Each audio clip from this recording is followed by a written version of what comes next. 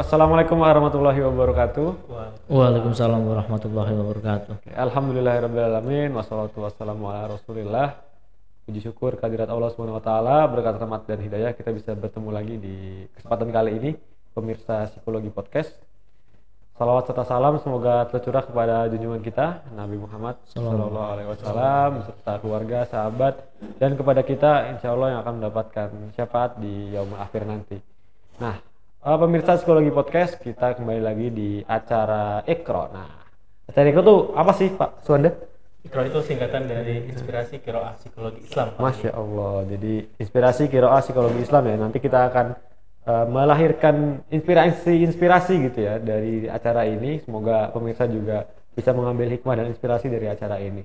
Nah, pada kesempatan kali ini kita kedatangan tamu yang luar biasa. Siapa nih? Pak Suwanda mungkin mau memperkenalkan Bapak satu ini? Saya mungkin memperkenalkan sedikit ya. Mungkin nanti Pak Bayu bisa memperkenalkan diri. Namun informasi yang saya dapatkan dari situs web resmi ya, Fakultas Psikologi Universitas Muhammadiyah Surakarta, Pak Bayu tercatat sebagai tenaga pengajar. Pak Bayu ya, benar Ya, Pak Bayu? yang mengajar di keahlian psikologi klinis dan neuroscience ya Pak Bayu. Mungkin untuk lebih lengkapnya kita tanya Pak Bayu, dan persilakan Pak Bayu untuk memperkenalkan diri Pak Bayu. Oke, baik para pemirsa, perkenalkan ya. Jadi sekaligus memperkenalkan diri Pak Udi dan Pak Suwanda. Jadi saya Bayu Sudusenong. Jadi memang seperti yang disebutkan tadi ya, saya itu bergabung di psikologi UMS itu per tanggal, dan kalau dari SK-nya 1 Agustus tuh, 1 Agustus. Jadi kurang lebih baru 5 bulan ya. Nah, untuk keahlian tersendiri yang saya tadi disebutkan, mungkin kebetulan saya itu punya minat di psikologi klinis dan juga di psikologi kesehatan, termasuk juga Neuroscience. tadi yang disebut neuroscience, meskipun masih ini ya, saya rasa kalau disebut ahli masih belum ya, tapi ada peminatan ke arah sana seperti itu. Dan itu kebetulan tesis dan artikel yang saya buat juga berkaitan juga dengan bagaimana respon fisiologis juga, yang tentunya di dalamnya juga itu berkaitan dengan psikofisiologis gitu ya, berkaitan juga dengan bagaimana dari sistem saraf itu bisa terlihat gitu. Oke, nah kalau dari artikel-artikelnya Pak Bayu atau apa yang Pak Bayu kerjakan sekarang, apa ada ini ya kaitannya antara tadi psikofisiologis dengan psikologi Islam Pak Bayu? Oke. Nah, jadi gini, sebenarnya saya cerita dulu di artikel saya sebelumnya kan itu ada kaitannya dengan bagaimana respon fisiologis gitu ya. Respon psikofisiologis. Nah, kebetulan juga di PSPI atau Pusat Studi Psikologi Islam, Psikologi UMS ini kan rencana akan membuat jurnal baru nih. Insya Allah akan segera terbit seperti itu. Dan karena memang salah satu persyaratan yang harus dipenuhi itu kan harus mengirimkan 5 artikel. Nah, termasuk itu ada artikel yang baru-baru ini saya buat tuh. Nah, itu untuk artikel yang saya buat sendiri itu tentang sholat dan efek restoratifnya seperti itu. Nah, itu kita lihat bagaimana sholat itu dapat memberikan efek restoratif, dilihat dari psikofisiologisnya juga seperti itu. Oke, menarik sekali ya Pak Suwanda ya. Kan sebelumnya kita tahu ya kalau sholat itu kan mencegah perbuatan keji dan mungkar ya Pak Suwanda ya, selain menjadi kewajiban setiap umat Islam ya, baik laki-laki dan perempuan gitu. Nah, ternyata sholat juga ada efek restoratifnya gitu ya Pak Suwanda ya. Oke, nah kalau efek restoratif tuh apa sih Pak Bayu? Nah, sebenarnya kalau efek restoratif ini saya menyampaikan ini ya, gampangannya aja ya. Jadi gampangnya efek restoratif itu efek yang berkaitan dengan perubahan ke arah yang positif, entah itu dari atensi, kemudian stres juga, maupun positif afek gitu. Nah, efek restoratif ini juga itu berkaitan dengan lingkungan, alami, termasuk juga dengan beberapa aktivitas yang kita lakukan, termasuk juga tidur gitu ya. Nah, cuman dalam hal ini itu ada 2 teori ya, ada 2 teori yang pada umumnya itu dipakai ketika untuk menjelaskan efek restoratif, yaitu ada attention restorative theory dan stress restorative theory gitu. Nah, itu juga ada perbedaannya tersendiri dulu antara attention restorative theory atau ART, bukan ini ya, asisten rumah tangga ya. Oh ya, apalagi asisten Pak RT ya, Pak Bayu ya, bukan juga. Gitu. Nah, itu ada perbedaan antara ART dan SRT atau stress restorative theory. Pak Bayu mungkin bisa dikasih contoh di kehidupan sehari-hari itu atensi yang dimaksud itu seperti apa Pak Bayu? Oke, jadi kalau attention restorative theory seperti namanya attention itu kan berkaitan dengan atensi individu gitu ya. Jadi seseorang yang mengalami dalam hal ini kelelahan secara mental itu biasanya ditujukan dengan adanya atensi yang menurun gitu ya. Nah, dalam hal ini attention restorative theory itu menjelaskan bahwa seperti yang saya sampaikan tadi, orang yang kelelahan secara secara mental itu biasanya ditunjukkan dengan adanya perhatian yang menurun atau atensi yang menurun. Nah, kaitannya dengan lingkungan alami seperti apa, dengan efek restoratif seperti apa. Lingkungan alami maupun hal-hal yang memberikan efek restoratif itu dapat membuat seseorang yang mengalami kelelahan secara mental yang ditunjukkan dengan atensi yang menurun, itu atensinya bisa menjadi meningkat gitu ya. Nah, termasuk juga halnya di sini stres restoratif teori kan kita umumnya berbicara tentang efek dari emosional ya, emosional stress, psychological stress yang biasanya pada umumnya itu ditunjukkan melalui emosi-emosi yang negatif itu lebih dominan gitu ya. Nah, dalam hal ini seseorang yang mengalami stres itu kan biasanya ditunjukkan dengan ya emosi negatif yang lebih dominan, kecemasan yang dominan juga. Nah, ketika seseorang kemudian misalkan nih dipaparkan terhadap lingkungan alami yang hijau gitu atau barangkali melakukan sesuatu yang dapat memberikan efek perubahan ke arah positif, itu kemudian kecemasannya bisa menurun, emosi negatifnya juga menurun, kemudian emosi positifnya meningkat gitu. Nah, efek restoratif ini ternyata itu tidak terbatas pada ini ya, tidak terbatas pada lingkungan alami, tapi juga itu seperti yang saya sampaikan tadi ada juga dalam tidur dan juga aktivitas-aktivitas lain gitu ya, seperti dalam hal ini sholat gitu ya. Jadi sholat sendiri ternyata juga memang memiliki efek restoratif. Gitu. Jadi gampangnya sholat itu bisa memulihkan jiwa-jiwa yang lelah ya Pak Bayu ya? Iya, jiwa-jiwa yang lelah. Jiwa-jiwa yang kelelahan itu bisa dipulihkan kembali dengan melaksanakan sholat gitu ya. Iya. Memang mekanismenya seperti apa sih Pak Bayu? Sholat itu bisa memiliki efek restoratif gitu apa? Ya. Oke. Jadi kalau kita berbicara dari perspektif ART itu ada ya, ART dan SRT gitu ya. Jadi ternyata di beberapa artikel yang saya temukan, sholat itu ketika seseorang melakukan sholat itu ada peningkatan pada gelombang otak yaitu gamma power. Nah, gamma power itu gelombang otak yang berkaitan dengan konsentrasi gitu ya. Nah, ketika seseorang melakukan sholat ada peningkatan gamma power, padahal gamma power ini kan berkaitan dengan konsentrasi. Seperti yang saya sampaikan tadi bahwa orang yang mengalami kelelahan secara mental biasanya kan ditunjukkan dengan atensi yang menurun gitu ya. Nah, sementara bukti-bukti empiris yang ada itu menunjukkan bahwa ketika kita sholat itu dari sisi mental gitu ya, itu terjadi peningkatan pada aktivitas gamma power ini yang berkaitan dengan konsentrasi gitu.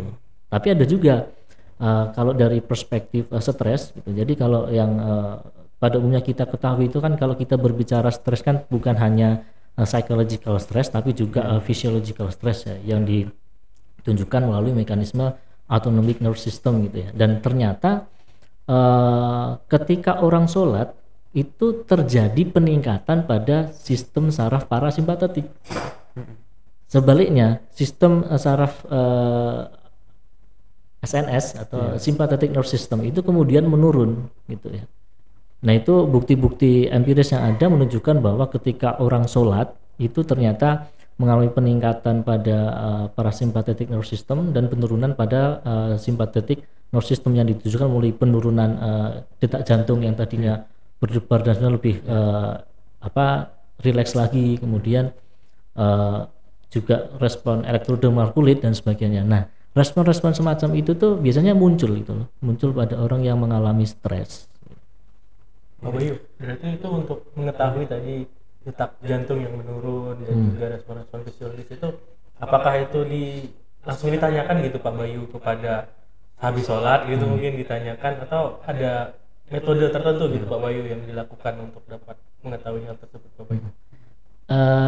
bisa juga itu ditanyakan dengan self report ya. Itu ada salah satu skill yang bisa digunakan itu kalau tidak salah APQ itu kepanjangannya tapi itu berkaitan dengan respon fisiologis yang dirasakan oleh responden gitu. Cuman dalam penelitian yang saya temukan itu mereka bisa menggunakan seperti tadi gelombang otak, berarti yang dipakai adalah EEG gitu ya. Dan sementara untuk yang sistem saraf simpatetik dan parasimpatetik yang mereka gunakan biasanya heart rate variability sama skin conductance gitu. Jadi memang dari instrumen pengukuran yang ada itu data-datanya menunjukkan bahwa ketika seseorang sholat itu mengalami penurunan sistem saraf simpatetik. Nah, sistem saraf simpatetik ini sekali lagi adalah sistem saraf yang berkaitan dengan stres gitu. Jadi seseorang yang stres biasanya mengalami peningkatan pada sistem saraf simpatetik. Padahal sistem saraf sympathetic nervous system ini itu biasanya akan mempengaruhi kayak detak jantung seseorang gitu. Makanya kenapa orang yang stres, orang yang cemas itu kemudian mereka detak jantungnya meningkat, deg-degan gitu ya. Terus apalagi itu kelenjar kulitnya juga akhirnya meningkat, makanya nggak keringetan gitu kan. Betul. Ya, jadi memang secara ilmiah ya sholat memang terbukti menurunkan stres gitu ya Pak Bayu. Iya. Dan ternyata menarik Mas itu. Menariknya kenapa? Karena ternyata itu ada perbedaan antara posisi sholat yang satu dengan lainnya terhadap respon fisiologis itu tadi. Seperti apa itu contohnya? Jadi kalau yang saya temukan itu ya, ternyata posisi sujud itu adalah posisi yang dapat memberikan efek restoratif yang lebih besar. Seperti gerakan-gerakan lain. Betul, dibanding gerakan sholat yang lainnya. Seperti peningkatan parasimpatetic nervous system yang lebih tinggi, itu termasuk juga peningkatan area gelombang otak yang lain seperti gelombang otak alfa gitu ya. Nah, gelombang otak alfa ini kan juga gelombang otak yang berkaitan dengan relaksasi ya. Dibandingkan dengan gerakan sholat yang lain, posisi sholat yang lain, posisi ketika sujud itu dapat memberikan peningkatan pada gelombang otak alfa yang lebih besar gitu. Itu hal yang sebenarnya menarik gitu ya. Kalau sujud itu kan identik dengan ketundukan gitu ya, dengan ketundukan terhadap Allah gitu. Jadi memang ketika kita tunduk benar terhadap Allah itu ya memberikan efek yang ya luar biasa gitu.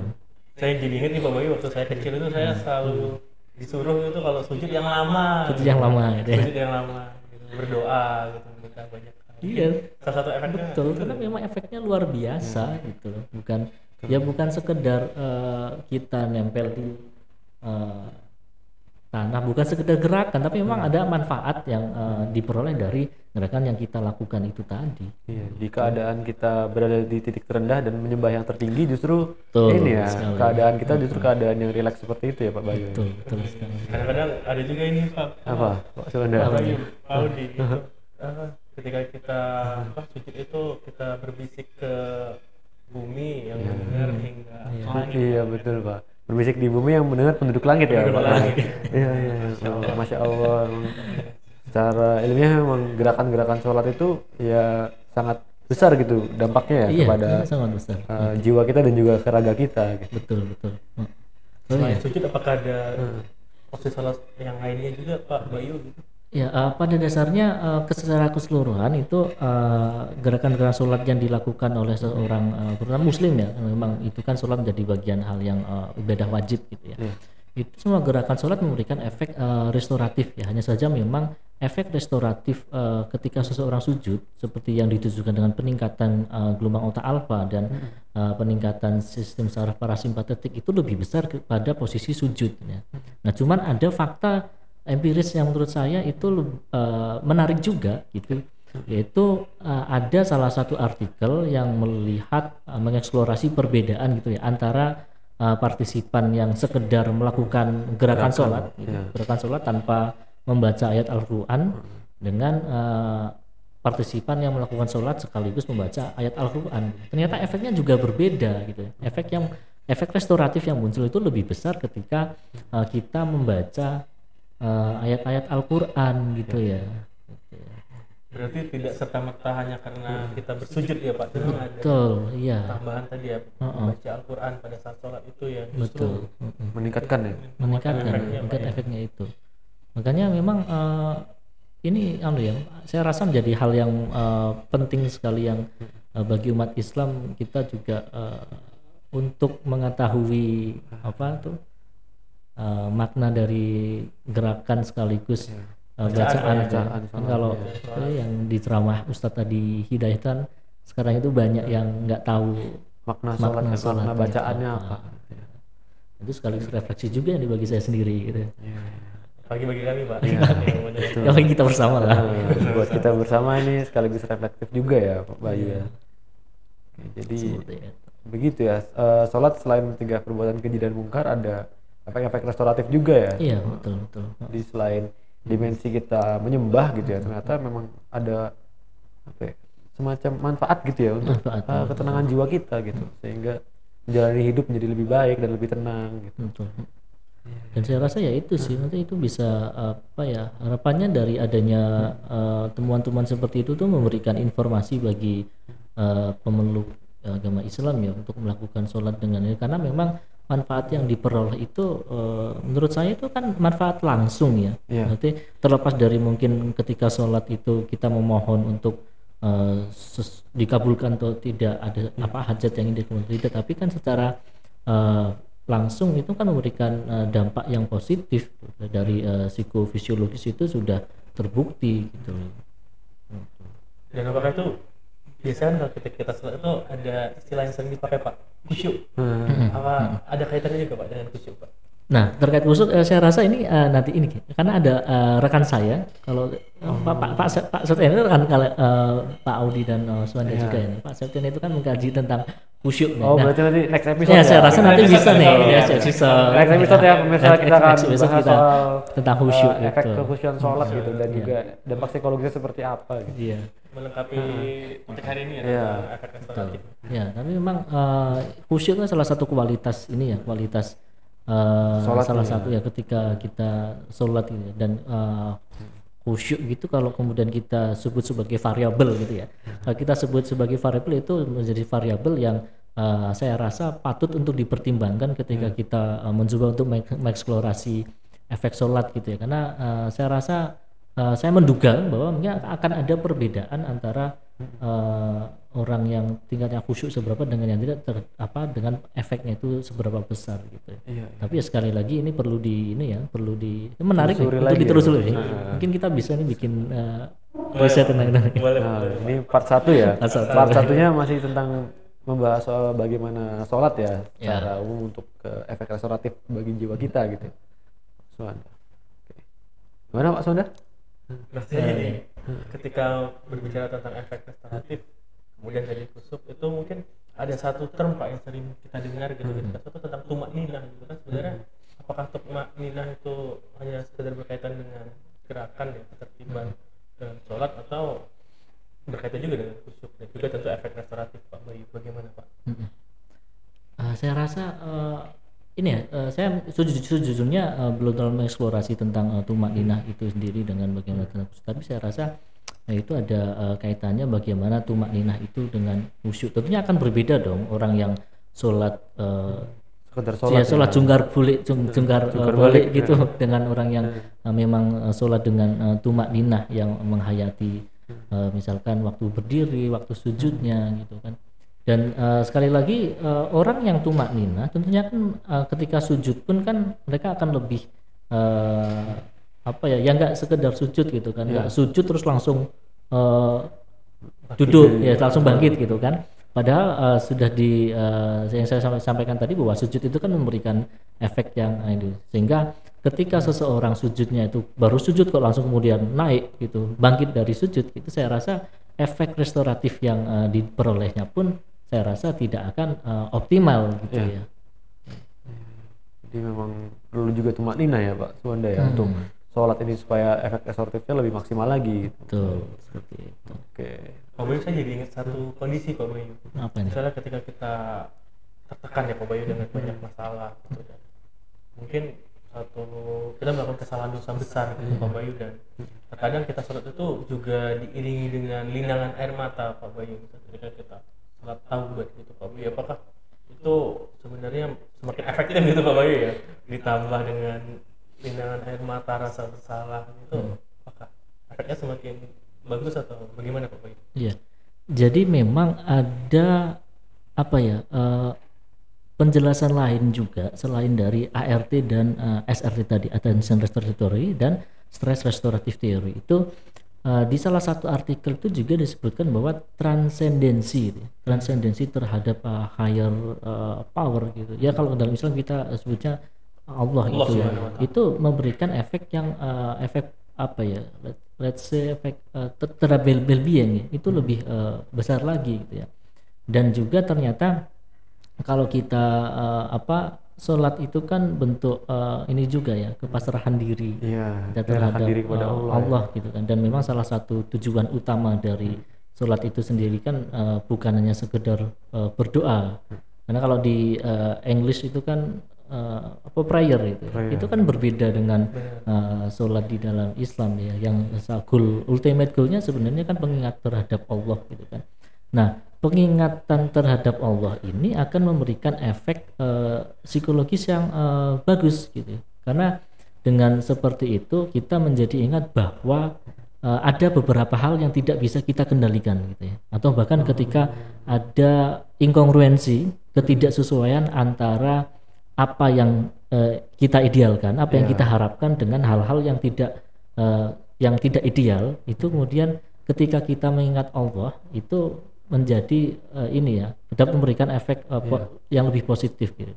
Nah, kalau dari perspektif humanistik itu kan bagaimana kemudian gangguan psikologis terbentuk kan salah satunya karena ada inkongruensi antara ideal self dengan real self ya, atau antara realita dengan yang diharapkan itu sendiri. Sehingga ketika kita sholat itu menyandarkan diri kepada Allah, bergantung dengan Allah karena mengingat Allah gitu, itu dapat memberikan